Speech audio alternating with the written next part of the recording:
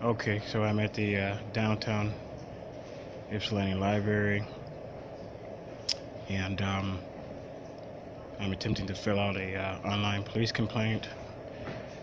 I've typed in the text here uh, of the incident, and when I go to print, um, even though the last uh, type details of my complaint show on the screen, they won't print. Okay, so let's go through that again. Uh, uh, uh, uh, uh, uh. This is a complaint about my belongings, including my electronics and my medication, my prescription medications, um, that were stored in the public lockers in the foyer of the 15th District Court of Ann Arbor, Michigan, on the 5th of March 2018 between noon and 1 o'clock. And apparently I was missing a charger, of 2 chargers for cell phones. One of the cell phones I have some kind of strange substance on it. Seems to be a very highly powerful electric substance, at least because it has that characteristic of being in small quantity but powerful enough to sustain an electric charge in my hands and my face. And then I also have a prescription bottle which has some black markings on it, and those black markings seem to emit an electric current as well that's very strong.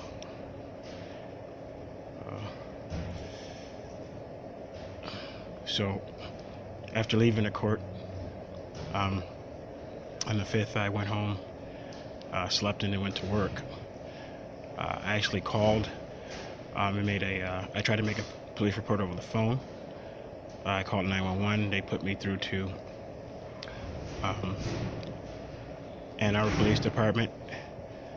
I spoke to an officer over the phone, and then he told me that the Washington County Sheriff were not his jurisdiction, and then he gave me the phone number to Washington County Sheriff Department. And so I called them, and then they weren't aware that they had Washington County Sheriffs working at the 15th District Court. I'm trying to remember her name, but anyway, she kept me on hold for a long time, and so I hung up, and then subsequently, a few hours later, Ann Arbor police showed up at my job. But after that incident of the Ann Arbor police showing up at my job, and then I posted the photos, I posted the videos on Facebook about that incident, I went through my belongings more thoroughly, and I discovered what looked like a weird crystal-like rock, and it seemed to have some strange properties to it. I've uploaded that video. I discovered that the night of the 5th, after the Ann Arbor Police Department left my job, and then today I went to take my medication, and I felt a strong current sensation on my hands, my forehead, and then I went to the 14A2 District Court, and then I got some opposition, to say the least, from the Washington County Sheriffs, there in the lobby, and so I made them aware that I'm being treated and evaluated for heavy metal toxicity, and that being exposed to their X-ray machines and or magnetic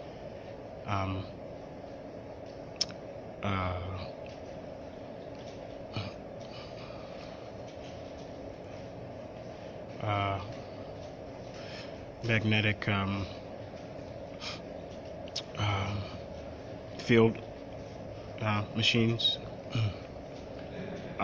would or radio frequency, what any form of radiation or high magnetic field could affect the contamination of heavy metals in my body. So they asked for my medical documentation. I provided that. They wanted more specific documentation. They also wanted a copy of what I had to be left with the court. So I gave that to the court, and then obviously, I'm sick. Yesterday I had a lot of green discharge coming out of my head as I was experiencing heat and pain in my kidney area and in my the back of my head area. I took pictures of that.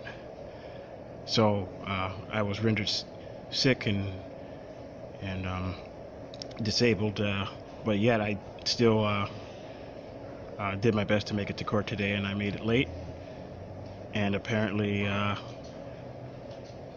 the judge signed a warrant, a bench warrant, because I didn't make it on time. So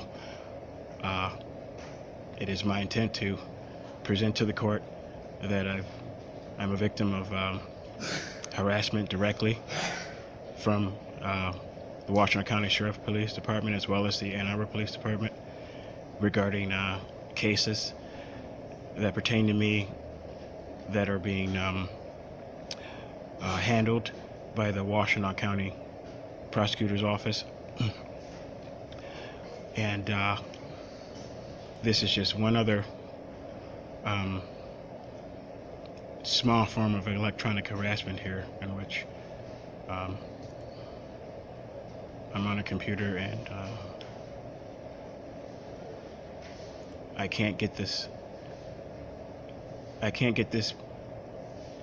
to print, this last part of my complaint, which talks about the hygiene incidentals that was in locker, one of the 3 lockers that I used. I don't understand why. It's just basically toothpaste and alcohol hand sanitizer. But for some reason, I've tried printing 4 or 5 times now, and instead of getting that which you see there, I'm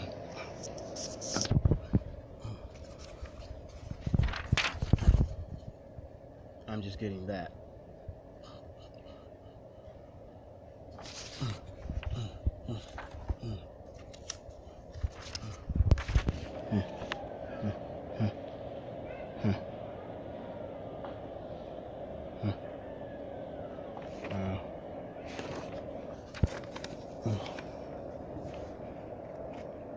Oh, here they are.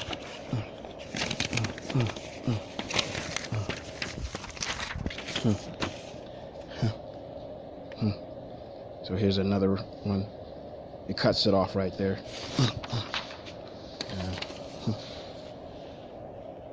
Here's another one. Cuts it off right there. Here's another one. Cuts it off right there. So now I'll give you an example.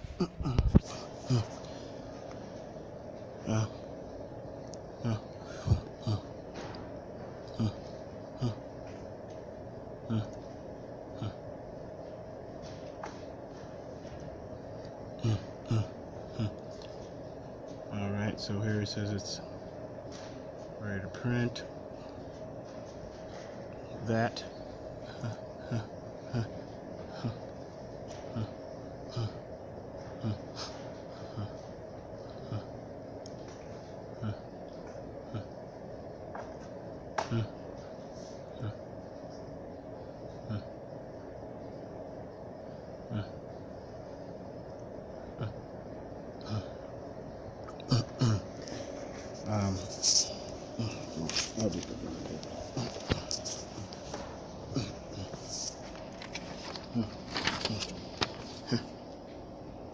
See?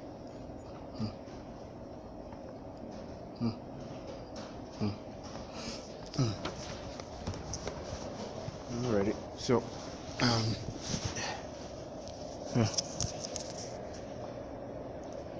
alright. So it says my computer time's gonna end here soon. So, while I'm making the video and while I have the stuff out, this is one of the cell phones that was in one of the lockers, and you can kind of see here some white stuff, and then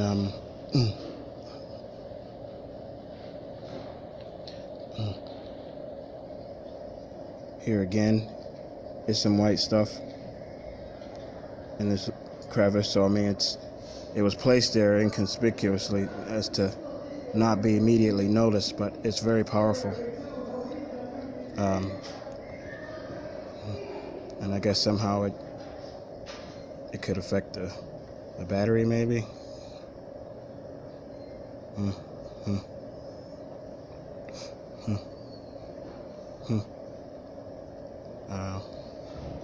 And then it seemed like there was some of that stuff here too, like, you know, there's no reason for there to be any debris on the face of this battery when it was kept closed and secured like this. And this is a brand new phone that I got. In fact, it was the second purchase of the same phone, because this phone here with this EMI number, I've experienced circumstances of hacking on this very simple device that I believe can be attributed to police stingray surveillance, in which they've intercepted information specific to the phone to better have control of it, and or they've received basic information about it from personnel where I bought it from, which is Myers on Carpenter Road in Ann Arbor, Michigan. I've made some previous videos explaining more in detail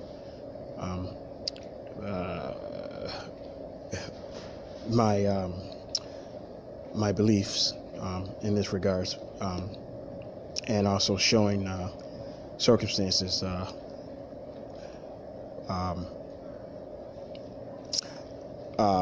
that I encountered trying to set up an account online for the service of this phone. So I was going to save this and preserve it for court, and so I got another one, and it appears as though this other one has been sabotaged because I've in some way physically with this chemical or element, whatever it is, because I've successfully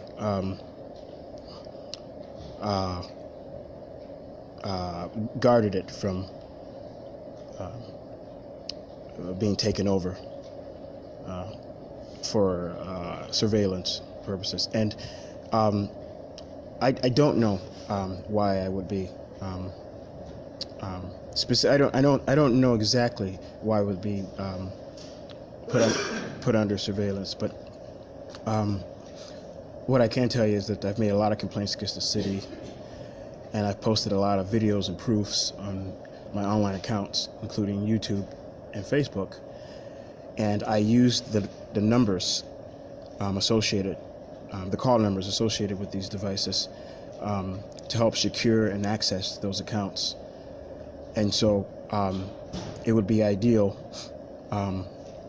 and a reasonable motive for a law enforcement agency and or agents, members of the public, working in concert to try to obtain that information so that they can breach my accounts and breach the proofs that I have against police officers and city personnel,